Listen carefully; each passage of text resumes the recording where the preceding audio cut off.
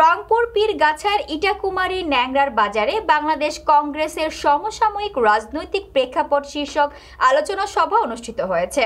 রংপুর পীরগাছা থানা প্রতিনিধি এম.এ. হোসেন পাটোয়ারির তথ্যচিত্রে দেখুন বিস্তারিত।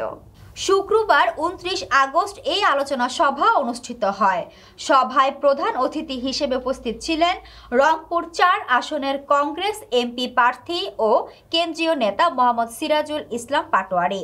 তিনি নির্বাচিত হলে সন্ত্রাস, মাদক ও দুর্নীতিমুক্ত সমাজ গঠন, কৃষকের ন্যায্য মূল্য নিশ্চিতকরণ, শিক্ষা, স্বাস্থ্য ও বিদ্যুৎ খাতে উন্নয়ন, রংপুরে গ্যাস সংযোগ, বিমানবন্দর ও আধুনিক হাসপাতাল নির্মাণ এবং ফ্রি অ্যাম্বুলেন্স সেবা চালু করার অঙ্গীকার করেন।